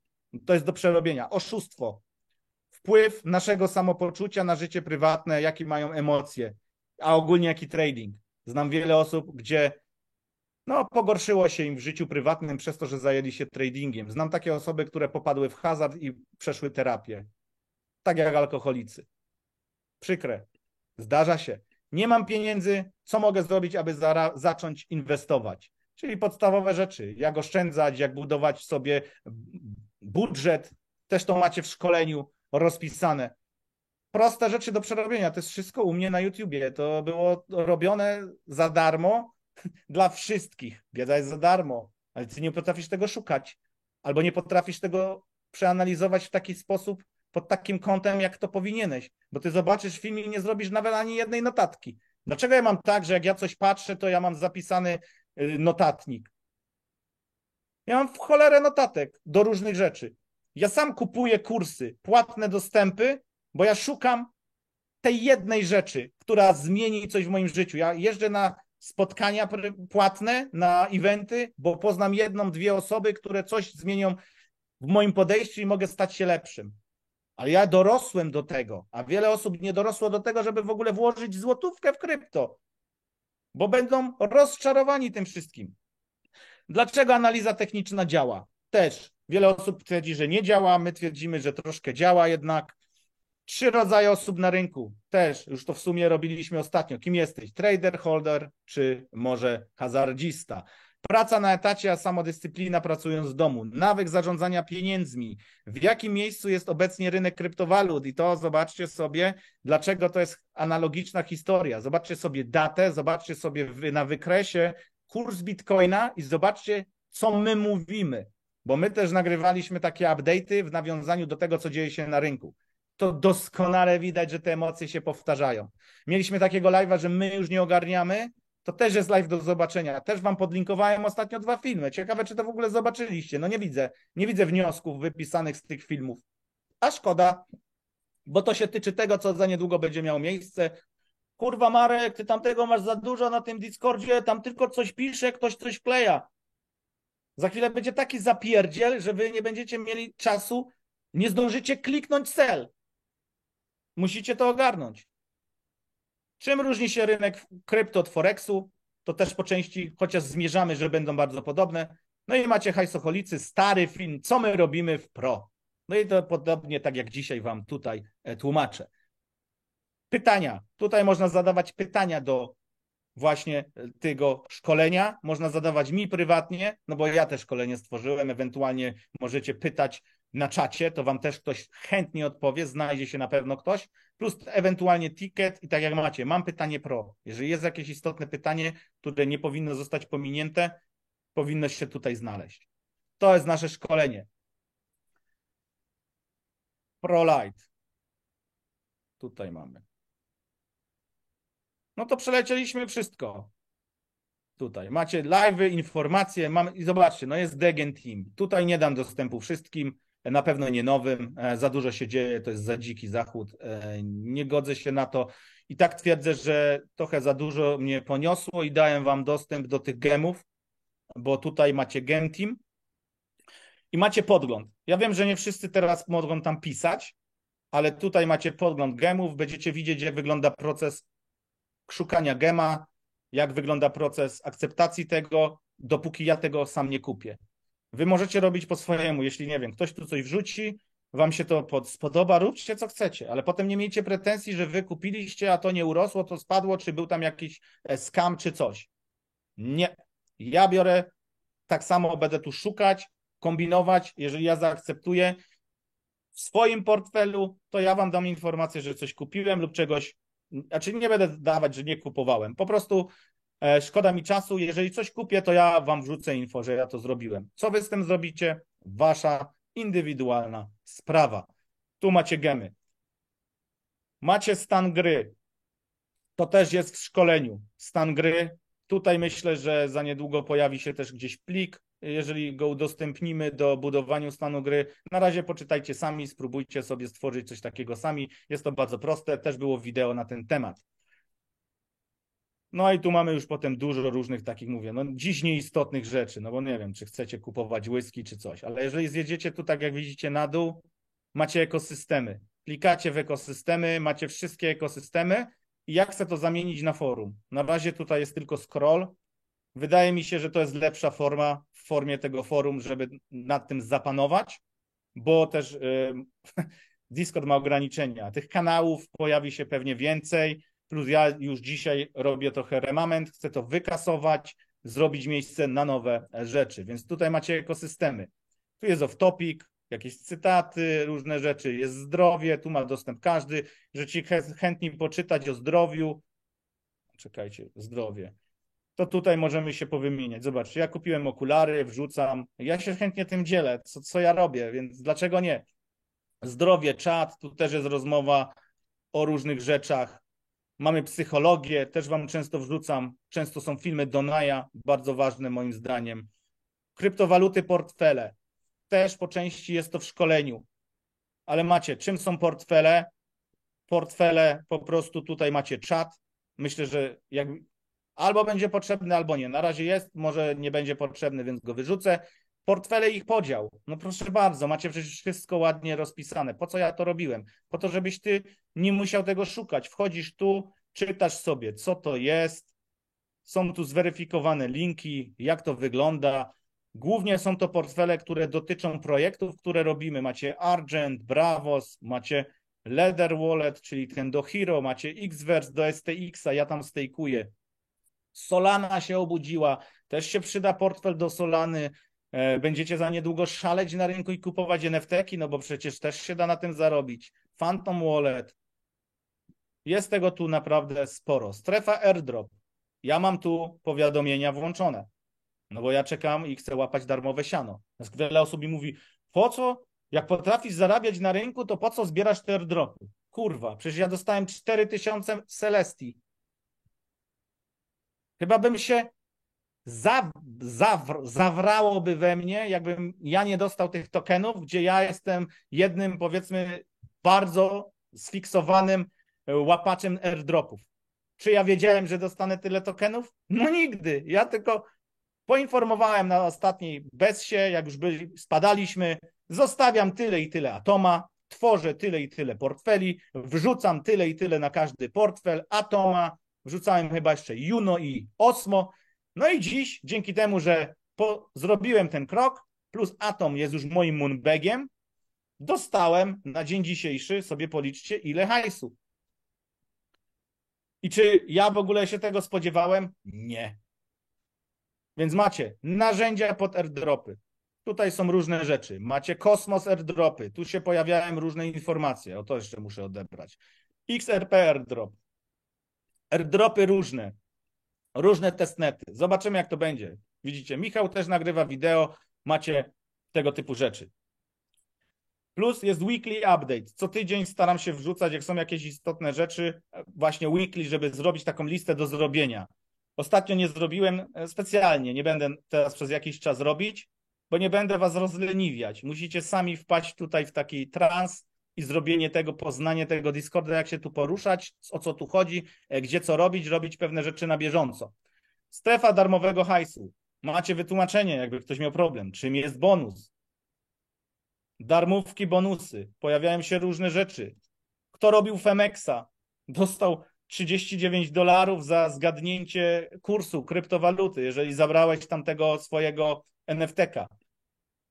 Learn and Earn. Tu się pojawiają też newsy o tych akcjach, głównie z Coinbase'u, ale ja ostatnio tego nie dostaję. Mamy Trading 212, Revolut czasem się pojawia, cashbacki. Jak nauczyć się oszczędzać? W prosty sposób, korzystać z tego, co zwraca ci pieniądze. Ja korzystam, jak ja kupuję, ja korzystam z cashbacków. Nie dość, że jakieś aplikacje pod cashback, to korzystam z Nexo cashback z karty, korzystam z Binance karty, która daje mi cashback, ale ona zostanie wyłączona, więc znalazłem sobie Nexo. Tu mamy jakieś quizy darmowe, informacje. Strefa NFT to też częściowo zostanie wyrzucone, bo tu są jeszcze stare, chociaż Solana, myślałem, że już to usunę, ale Solana ożyje i jestem przekonany, że tam też zacznie się dziać. Tak samo Kronos i to wszystko. To moim zdaniem to są takie trupy, które wypadną z szafy i jeszcze coś mogą tu na tym rynku pokazać. Były tu jakieś HSH Sport, Games, zobaczcie, tych gier. Ja nie jestem gamingowy, ja z tego nie korzystam, nie chcę mi się, za dużo czasu mi to zabiera. Yieldy, koparki, jak ktoś się interesuje, ale to też jest temat raczej na drugi plan. Narzędzia do tradingu, no to macie EasyBot, to też są rzeczy, którymi za bardzo nie powinniście się od razu interesować. Jeżeli ja znajdę coś fajnego, to wam wrzucę. Krypto, kantory, czyli zobaczcie, Crypto.com, Bitpanda, Swissborg, Coinbase, Luno, Bibank. To akurat mnie interesuje. Ten Bibank też ostatnio trochę ożył. No i potem już są takie rzeczy jak nieruchomości, akcje, kruszce, surowce, whisky, Lego, różnego typu zegarków, ale tu szukam gościa od zegarków, bo ja trochę się tym interesuję, szukam kogoś kumatego. Hot Wheelsy, no jest tego sporo, naprawdę. Nauczyć się tego, obsługiwać i dać się bez problemu radę po prostu tutaj działać. No i tak jeszcze raz, już chyba na koniec tej pogadanki, bo wyłączymy już te wideo i potem sobie jeszcze chwilę pogadamy.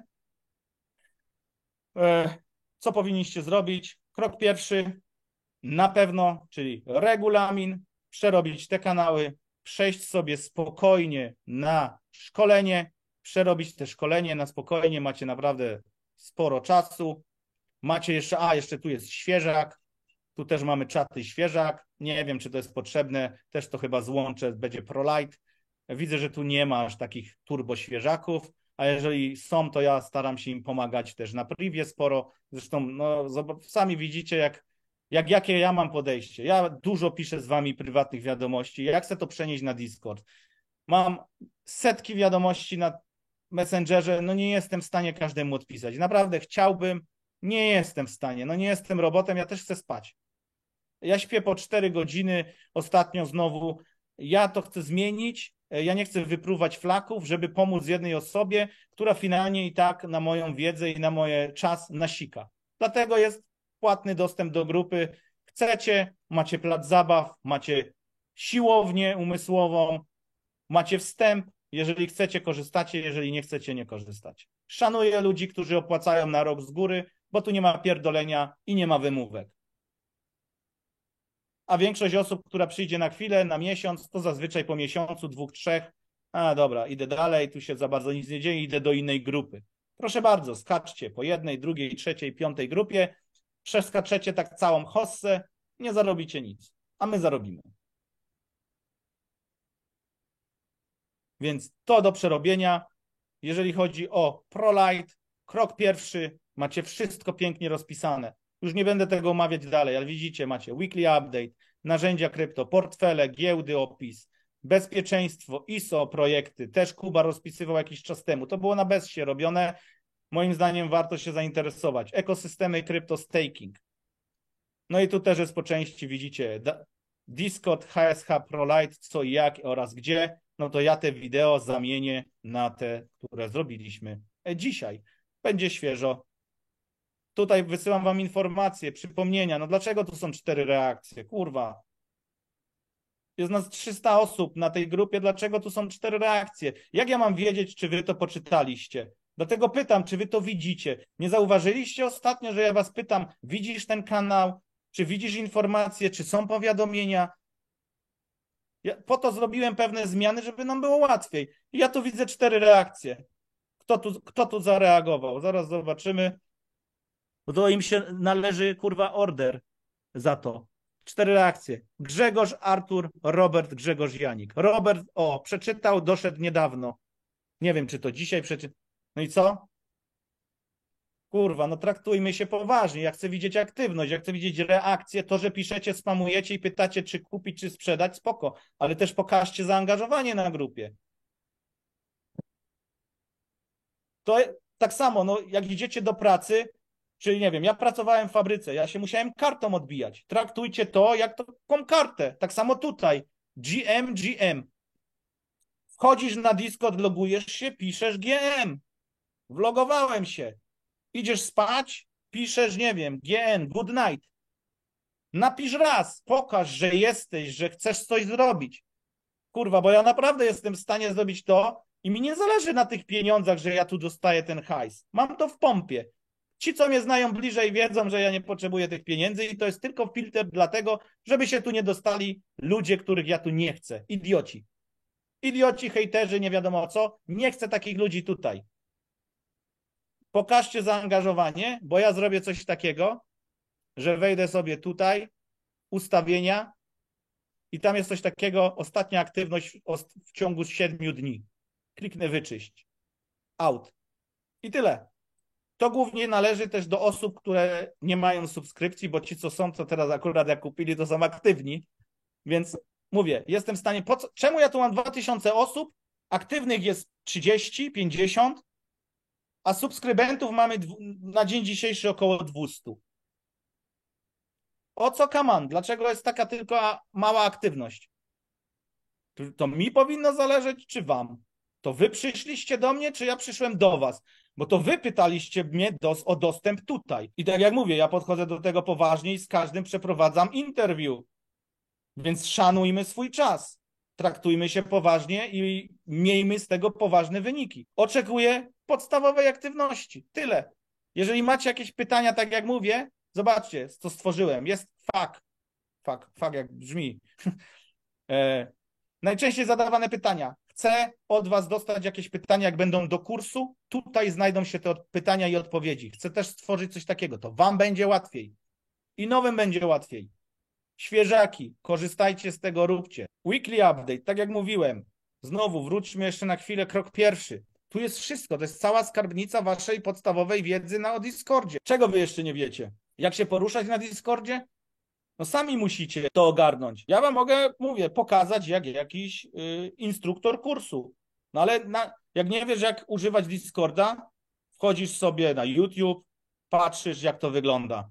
To jest naprawdę proste, tylko trzeba się nauczyć tych rzeczy, trzeba wyrobić w sobie pewne nawyki. Tu macie kolejne zakładki jeszcze o kryptowaluty, narzędzia, bo to mówię, to tu są pochowane. Jak klikniecie tutaj, to znajdziecie się tu. Klikacie ISO, przenosi was tu do ISO. No pięknie, zobaczcie, jak to zajebiście działa, tylko trzeba chcieć to zrozumieć. Nic więcej. Tu macie opis całego ISO, zobaczcie, ile tego tu jest. Jaka tu jest obszerna analiza. Zobaczymy, czy to w ogóle warto było się tym interesować. Sam jestem ciekawy. Ogłoszenia krypto. Tu wrzucam różne takie moje, czasami krypto, czasami nie krypto. No to pre-sale, to niektóre rzeczy stąd po prostu znikną. Strategia. Zobaczcie, co tu jest free. Kurwa, tu jest free. Tu jakbyście byli na darmowym Discordzie, macie do tego dostęp. Ale ja to zabieram. Ja nie chcę dawać ludziom mojej krwawicy, mojej energii, którzy nie szanują tego i pewnie nawet nie zastosowali, nie przeczytali. Po co? Gdzie kupić krypto? Też. Wszystko macie opisane. Portfele. To, co zrobiłem w Pro, mieliście tu. Złota skarbonka. Też już nieraz mieliśmy live'a. Dlaczego warto kupować złoto i różnego typu rzeczy. Narzędzia. Tu są toolsy i teraz zobaczcie, tu Michał stworzył filmy, opisy, a ja na bazie tego, plus na bazie jeszcze swoich zakładek ulubionych, stworzyłem wam narzędzia krypto i zobaczcie, co tutaj się kurwa odjebało. Po co ja to robiłem? Dla siebie? Ja to wszystko znam. Ja to mam, klikam tu, ulubione, ja to wszystko mam. Tu macie podstawową wiedzę. Co to jest CoinGecko, jak z tego korzystać? Token Unlocks. Co to jest, jak z tego korzystać? CryptoQuant. Oczywiście niektóre rzeczy tu są płatne, ale to wy nie musicie tego mieć, bo ja mam niektóre rzeczy opłacone i ja się będę z wami dzielił tymi informacjami. Wy i tak nie zrozumiecie, o co tam chodzi. Token Terminal, Dextool. Też często wklejacie screeny z Dextoola. Wiele osób w ogóle nie wie, co to jest i nie wie, jak bardzo to jest zaawansowane narzędzie. Dex Scanner, Arkham. AirDropa dostaliśmy z Arkham. Glassnode, DropTap. Pewnie niektórych rzeczy w ogóle nie znacie. Dbank, to akurat znają chyba wszyscy. Zirion, pytacie, jak śledzić portfolia. Proste, Dbank, Zirion. Cyk, macie już wszystkie swoje transakcje. Bubble Map. Często influencerzy pokazują Bubble Map, tak? Zobaczcie, Bubble Map, macie w ogóle screena zrobionego pięknie. Bubble Map. Klikacie, cyk, otwiera wam się Bubble Map. Wiecie, o co chodzi, ale to co? Ja też was nie będę uczyć pojedynczo, jak to działa. Musicie sami zrozumieć. O, tu kliknę sobie godzinę, tutaj tydzień i widzę, czy coś puchnie, czy nie puchnie. Rok. Market Cap Day. Trzeba zrozumieć, to są narzędzia, które przewidują pewne zachowania na rynku, które są nam potrzebne do tego, by to zrozumieć. Albo przyszedłeś do placu zabaw i do przedszkola, albo przyszedłeś się uczyć na poważnie. Ja chcę tutaj samych poważnych ludzi, ale dałem szansę wszystkim. Ostatnio teraz na miesiąc przetestować. Jeżeli ja nie będę widział zaangażowania, to nawet jak ty będziesz chciał zostać, to ja tylko klikam anuluj subskrypcję i nara. Po co mi ludzie, którzy nie są zaangażowani i finalnie na koniec hossy powiedzą u tego Marka to ja się nic nie nauczyłem. Kurwa, ty się nie nauczyłeś, bo ty nic nie robiłeś. To nie jest tak, że kupisz książkę, postawisz na półce i ty się chłonę. Energio, książka, chodź, przeczytaj się sama. To tak nie działa. Albo robimy, albo nie robimy.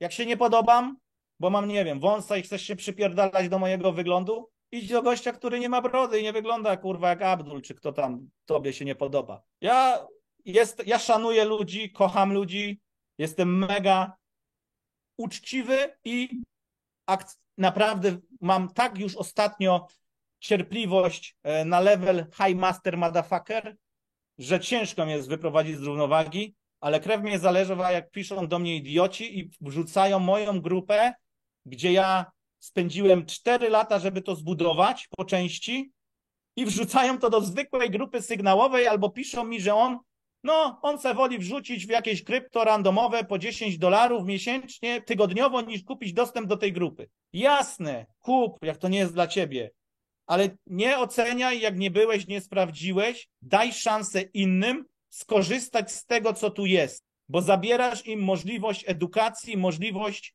zarobienia pieniędzy w oparciu o wiedzę, którą sami zdobędą. Ja nie chcę mieć tu osób, które są biegającymi małpami, tak jak kręciłem na vlogach na Bali i małpują pewne rzeczy, tylko chcę tutaj mieć świadome, indywidualne, samowystarczalne jednostki.